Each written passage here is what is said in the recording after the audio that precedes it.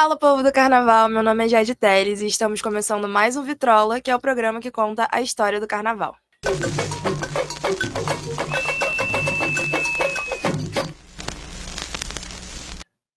Galera, boa tarde, bom dia, boa noite. Eu sou Rafael Cazé e hoje a gente vai falar sobre o ano de 1976. Estou aqui com a capa do vinil, né? E tem uma coisa muito legal, que é o encarte. Não é encarte, né? Na verdade, era um álbum duplo. Aqui, uma homenagem ao Salgueiro, bicampeão do Carnaval, de 74, 75. Uma foto da Isabel de Valença, que era talvez a principal destaque, né, da Vermelho e Branco, e do outro lado, uma homenagem ao Natal da Portela, que faleceu no ano de 75. E junto com a gente para apresentar esse programa, a gente está com o Diogo Barros, do Samba Vivências. Oi, pessoal, prazer estar aqui de novo. Vamos conversar sobre samba, carnaval, que é o que a gente gosta de fazer. E vamos embora. Vamos, porque o ano de 76 é espetacular. Ele é tão bom que eu vou fazer uma sugestão da gente inverter o processo, a gente começar com a dispersão, né? Começar com uma escola rebaixada, por incrível que pareça, talvez o mais bonito dos sambas desse ano seja de uma escola rebaixada, não é isso, Diogo? É um ano difícil da gente dizer qual é o mais bonito, mas realmente é um samba clássico. Qualquer antologia de samba, ele aparece. O samba dá Em Cima da Hora, que chama Os Sertões, baseado no livro de Euclides da Cunha, e que é um samba clássico, poético, com uma letra simples, mas que a melodia fazia encantar o público e todo mundo conhecer esse samba. Infelizmente, como você falou, a escola foi rebaixada porque teve uma chuva, uma grande chuva na concentração que destruiu as alegorias e fez com que a escola tivesse um desenvolvimento ruim de seu desfile, né? É meio... Chega a ser bizarro, né? Uma escola que estava falando sobre seca, né? Sobre o drama da seca, ser tão prejudicada por um temporal, né? Infelizmente isso aconteceu. Eu acredito que hoje isso não aconteceria. Eu acho que daria-se um jeito de não rebaixar ninguém por conta da tempestade, porque, né, não foi uma culpa da escola. Mas eu acho que o curioso desse samba, assim, que é um samba que todo mundo sempre coloca entre os sambas mais bonitos do carnaval, mas o curioso desse samba é que havia um outro samba que era o preferido da escola, que eu não consigo nem imaginar a qualidade desse outro samba para ser o preferido da escola, mas o jornalista Sérgio Cabral, o pai, ele, um especialista em samba, conseguiu convencer a diretoria que esse samba era para ir para a Avenida, e foi, e entrou para a história, né? É uma prova de que o Serjão Cabral sabia do riscado, muito, né? Sabe muito. Eu ainda me lembro dos meus tempos de escola, e esse samba me ajudou muito em prova, né? A questão lá sobre Guerra dos Canudos, estava eu cantarolando lá o samba na cabeça para acertar lá aquela resposta. Vamos ouvir? Vamos ouvir. Movem as plantas e foge o ar. A vida é triste nesse lugar. Sertanejo é forte, supera a miséria sem fim. Sertanejo, homem forte, dizia o poeta assim. Sertanejo é forte, supera a miséria sem fim. Sertanejo, homem forte, dizia o poeta assim. Nesse ano a gente teve três grandes puxadores do samba, e a gente pode começar falando do Dominguinhos do Estácio? Pois é, 3 estreias gigantes. A gente vai falar dos outros, mas vamos começar do Dominguinhos do Estácio. Dominguinhos do Estácio não só puxou o samba, né? Ele cantou o samba na Avenida, na gravação também ele aparece, como ele é o compositor do samba também. O samba é da Unidos do São Carlos, que é arte negra na legendária Bahia, que vem falando sobre a influência negra na cultura baiana, né, como um todo. É um samba muito bonito, muito assim, esse ano é um ano, como o Cazé falou, né, um ano difícil, porque é um ano que muito samba bom. Ele é um samba muito poético, a letra é bonita, ele é um sambinha curto, então ele é cativante, ele pega você fácil. Esse samba, ele foi reeditado em 2005 pela já Estácio de Sá, né, ela estava, se eu não me engano, no grupo 2, e aí ela reeditou esse samba. E uma curiosidade que esse samba tem é que ele não tem refrão. Ele bisava as frases, mas ele não tinha refrão, como hoje a gente tem, né? É Refrão de impensável cabeça, a refrão de gente, meio. a gente imaginar hoje um samba sem. Às vezes tem dois, né? Dois fortes. Mas nos anos 70 tem. A gente vai ver que tem nos anos 70 alguns sambas sem refrão. Isso é bastante diferente do que a gente vê hoje. Porque a gente sabe que o refrão, ele é o levante da escola, né? O cara vem ali na melodia, cantando, nananã, e de repente toca um refrão que é o que levanta a escola, faz a escola pular e a arquibancada também. Então, nessa época, você tinha essas diferenças e esse samba da União de São Carlos é um deles. E é um samba que, apesar de ser muito bom, também ficou lá para trás, né? Nona colocação. Foi, a colocação não foi boa. 92 pontos. Pois é. Vamos ouvir, então, para a gente matar a saudade de Dominguinhos. Saravá, atotó, paluaê, Iemanjá, o Oxumaré. Saravá, atotó, paluaê, Iemanjá, o Oxumaré. Iola pra Mara. Como falamos, são 3, agora a gente pode falar do Haroldo Melodia, não? Pois é, Haroldo Melodia, que é um dos maiores cantores de samba enredo de todos os tempos. Não tem como deixar de falar sobre ele. É uma cria da União da Ilha do Governador, né? Ele chegou a cantar em outras escolas mais velhas, mas assim, nesse início dele todo foi na Ilha do Governador. Esse samba não é um samba assim, numa safra como essa, ele não é um samba que a gente possa mencionar como um dos melhores sambas do ano.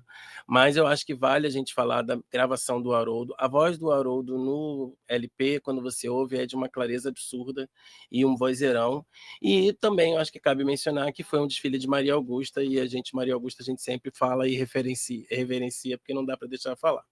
E o 8º colocado desse ano foi a Império Serrano, e eu acho que eu já escutei esse samba na voz da Marisa Monte, não? Ouviu sim. No CD de estreia da Marisa Monte, ela grava com uma melodia muito diferente do que a gente pode ouvir no LP original, mas, inclusive, é uma coisa que eu me lembro claramente dessa gravação, e depois associar a escola de samba e ver como é diferente, mas como é linda a letra e como... Ficou mais melódica, né? Ficou muito mais melódica, porque ela faz uma coisa mais jazz, MPB e tal, mas a letra é muito bonita, né? E é mais um samba que entra em antologia, assim, não tem quem não vá mencionar. Embora seja um samba que ele tem um refrão acelerado, uma diferença de métrica no refrão, que faz com que seja até difícil de cantar. Aquele Ogum Temarabocaiala e Sobá, ele acaba ficando muito acelerado e aí é difícil de cantar. Você conseguiu lembrar disso assim de cor? Eu trouxe anotado aqui. Ogum Temarabocaiala e Sobá. Oxum, Inaí, Janaína e Iemanjá são rainhas do mar. O enredo a gente só não lendo, falou, eu não consigo. Mas são as rainhas do mar, né? A lenda das rainhas do mar, um enredo de Fernando Pinto, que fazia mais uma vez Império Serrano. Acho importante também a gente mencionar que a gravação original no LP e quem puxou o samba na avenida foi o Roberto Ribeiro. E eu acho que isso firma a carreira dele, né? A carreira artística dele.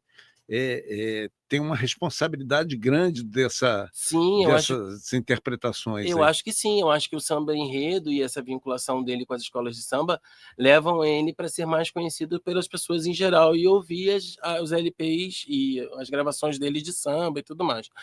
O mar, misterioso mar, que vem do horizonte, é o berço das sereias, lendário e fascinante. Olha o canto da sereia, e araô, que aluá, em noite de lua cheia, ouço a sereia cantar. E o luar sorrindo, então se encanta com a doce melodia. Os madrigais vão despertar. Ela mora no mar, ela brinca na areia, no balanço das ondas, a paz ela semeia. E agora a gente vai pular para o quarto lugar e falar da majestade do samba, a Portela. Pois é, Portela, primeiro ano que o Noca da Portela ganha, né? Então é o primeiro samba enredo dele que vai para a Avenida. E uma outra referência também que você falou aí da partida do Natal, né? É o primeiro ano de carnaval sem o Natal, né? Que é importante, que foi assim fundamental para o crescimento da Portela e para os tantos campeonatos que a Portela teve. Natal que, inclusive, é mencionado no primeiro, no campeão, né, pela Beija-Flor. Depois a gente vai falar disso. Mas a Portela ela vem com esse samba que é um samba que, embora tenha sambas que, na minha opinião, sejam até mais bonitos do que esse, quem ganha o Estandarte de Ouro esse ano é a Portela. A Portela que leva o Estandarte de Ouro de melhor samba enredo. E é isso, é um samba que tem esse jeitinho da Portela dos anos 80, a letra conta a história do... Então ele é um samba que provavelmente ganhou porque ele se adequou ao enredo e ao desfile que foi feito. E era um enredo assim meio mágico, né? Porque falava dos mistérios da Ilha do Marajó. A Ilha do Marajó, que já apareceu outras vezes na Avenida, né, recentemente também, mas é sobre isso, é sobre as lendas da Ilha de Marajó. Tem até um nome estranho, né? O Homem do Pacoval, né? Exatamente. O título não dá claramente, quando a gente lê o título, a gente não entende do que é, mas pois só a gente vendo a letra e tal, aparecem as lendas lá. Então vamos lá, vamos agilizar, porque tem mais coisa boa aí. Vamos ouvir o samba da Portela.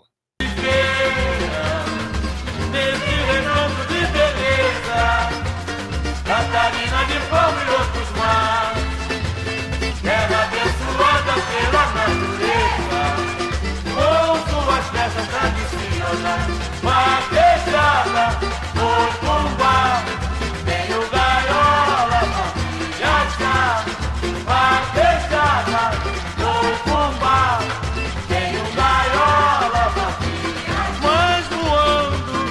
Agora a gente vai falar do terceiro colocado, que ficou em terceiro lugar por muito pouco, porque empatou com a Mangueira, mas nos critérios de desempate acabou ficando em terceiro lugar, a Mocidade Independente de Padre Miguel. Então, aí eu estava lendo uma curiosidade sobre isso. O enredo era Mãe Menininha, e a Mãe Menininha participou do desfile, e eu li num site, eu não me lembro exatamente aonde, mas ele diz que eles... a bateria tinha... Mãe Menininha mandou eles rasparem a cabeça e despachar os cabelos no mar. Eles rasparam a cabeça, desfilaram de cabeça jogada, mas não jogaram os cabelos no mar. Esqueceram de fazer isso. E o critério de desempate era o quê? Bateria. E ela ficou em terceiro lugar. O Orixá não deixa... Não dá serviço pela metade, não. Não adianta. Opa, que isso. Fazer o resto do serviço. Estava lá, a bateria do mestre André toda careca lá, mas esqueceram de completar o serviço. É um samba diferente, a gente falou de samba sem refrão, esse samba tem 3 refrões. O refrão principal, ele tem aquela frase melódica da Mãe Menininha do Dorival Caymmi, né? Que é, minha menininha. Minha mãe, menininha. E ele vem no refrão essa frase melódica também. E já temos aí no carnaval, acho que é importante, porque a campeã também tem um homem forte por trás, já tem Castor de Andrade aí no desfile da Mocidade. Também tem essas estreias fortes. Endinheiradas. Corretores zoológicos, digamos assim. Né? É isso aí. Eu, particularmente, eu sou Mocidade, então esse samba, para mim, talvez um dos sambas mais lindos da Mocidade, né? E você tem Mãe Menininha, porque Mãe Menininha ela nasceu no final do século XIX, Sim. Né? E ela só vai se tornar Ialorixá com 22 anos. E ela fica na frente do terreiro lá do Cantuá, até anotei aqui o nome, na verdade, o nome é Terreiro Ileiá Omi Axé Yamacê, que é conhecido como Terreiro do Gantuá, em Salvador, né? E ela fica à frente do terreiro até a morte. Em 1986, eu errei só os números, mas ela já estava com 92 anos de idade. Caramba. Você vê, quando ela desfilou na Mocidade, se ela morreu em 86, com 92, em 76, ela estava com 82 anos de idade. E ela desfilou na Avenida. E eu me lembro que era muito emblemático que ela vinha sentada num trono, né? Uma coisa assim, muito lindo, muito simbólico. Muito simbólico, e lembrar da importância de Mãe Menininha, vamos falar fora da religião, para a cultura brasileira, né? Porque Com ela é mãe de certeza. santo, de Caetano, de Gal e de Betânia. Sim. Então, só aí nesses 3, a gente já tem que reverenciar e falar assim, nossa, alguém que cuida da cabeça dessas 3 pessoas tem a sua importância para a cultura Com nacional. toda certeza. Então vamos ouvir Bora! Mãe Menininha do Gantuá, com Mocidade Independente de Padre Miguel. Filha de Ogum, pra nos ajudar, vem nos dar até os direitos do orixá. Filha de Ogum, vamos nós, pra nos ajudar, vem nos dar até os direitos do orixá. Minha mãe, oh minha mãe, menininha, vem ver como toda a cidade canta teu louvor com a mocidade, ó minha mãe. E agora a gente vai falar do segundo lugar, a Estação Primeira de Mangueira. A sua Tá rindo mangueira. porque A minha mangueira. já tá rindo. Já tá É rindo. isso aí. Quando a gente fala da nossa escola, É o sorriso diferente, brota, né? não tem jeito. Mas é isso, é um samba. Mais uma vez, as curiosidades do refrão, né? Esse samba é um samba que ele tem um refrão repetido 2 vezes, que era uma forma também de levar o público a essa animação. O enredo da escola era sobre uma lenda indígena, era no Reino da Mãe do Ouro, então contava uma lenda indígena, e é um refrão, é um samba melódico, que a letra ela é muito didática, assim, ela conta exatamente o enredo, do que se trata e tal, e como a gente vem falando, é um ano que tem muito samba bom. Então, assim, Samba da Mangueira é muito bom, é excelente, mas perto de outros sambas, talvez não seja um samba que as pessoas lembrem tanto. Embora esse eu acho que é tipo aqueles sambas que a gente já falou aqui em outros Vitrola, que as pessoas às vezes não associam o nome do samba, mas se a gente começar a cantar ô babá, oba, ô babá, é a mãe do ouro que vem nos salvar, aí todo mundo sabe que samba é. Exatamente. Quando vem o refrão que o povo vai cantar junto e não sabe nem de que escola é, até porque isso é uma característica dos sambas de antigamente, né? O nome da escola quase não aparecia. Uhum. Os sambas de hoje fatalmente vai ter o nome da escola ou alguma referência à escola, e aí a gente sabe, mas naquela época não. Então, esse refrão que você cantou, que é muito cantado, inclusive muito cantado em baile de carnaval, né? Porque ele tem essa facilidade, mas é um samba assim, mas que enredo era? De que escola a gente está falando? De que ano era isso? E a gente está falando de um samba que Chamelão dizia que só que na carreira dele 3 sambas o emocionaram muito. E esse era um desses sambas. É verdade. Não vai chamar o samba da tua escola, não? Vamos escutar agora. No céu, sem as estrelas, mas um raio de luz se dirigia à gruta de uma alma encantada. Era a mãe do ouro que surgia. Oh, babá, olá, oh, babá. É a mãe do ouro que vem nos salvar. Oh, babá, olá, oh, babá. É a mãe do ouro que vem nos salvar. No palácio.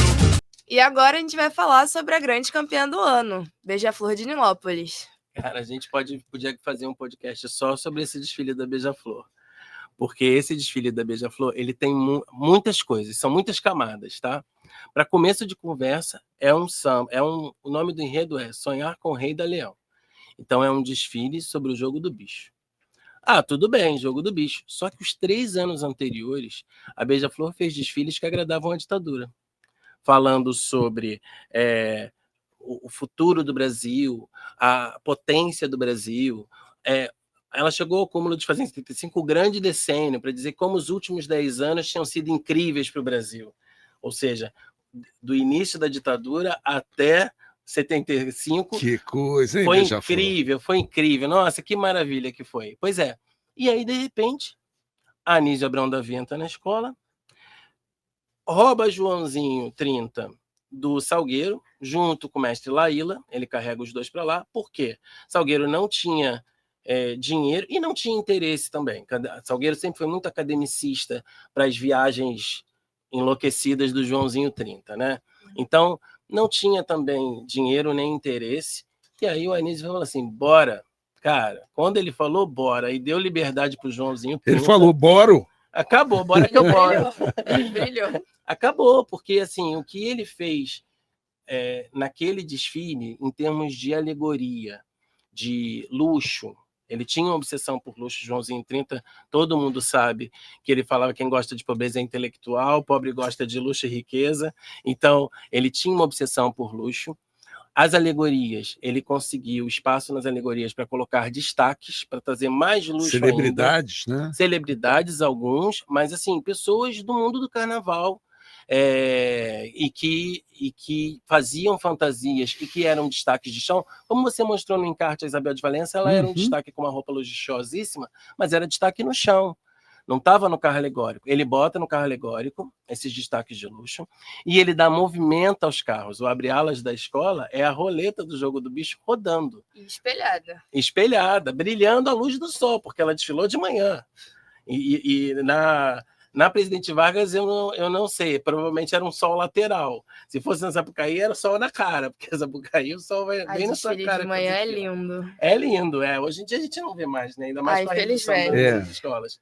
Mas aí, então, o Joãozinho fez esse desfile que mudou como é que era feita a alegoria e a relação do carnaval com o luxo a partir daquele ano. E nada mais justo, né? Que está entrando um bicheiro para ser o mecenas da escola, você trazer o Jogo do Bicho como enredo, né? Cara, e esse para mim, é o samba mais divertido que tem do carnaval, porque ele é engraçado, o samba é engraçado.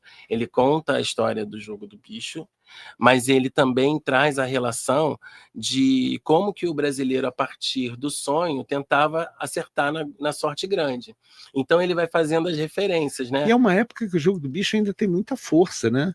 Tem muita força. Não, sim, sem dúvida, mas e era uma coisa muito suburbana, da Baixada, do subúrbio carioca. E ele, com esse desfile, com esse campeonato, ele faz o inimaginável, que é furar a bolha, porque é uma escola de fora do Rio de Janeiro, é a primeira vez que uma escola de fora do Rio de Janeiro ganha o carnaval, e que fura a bolha das 4 grandes: Império Serrano, Salgueiro, Mangueira e Portela. Outra pessoa importante que a gente precisa mencionar, que é dos três cantores que a gente falou antes, é o Neguinho da Vala.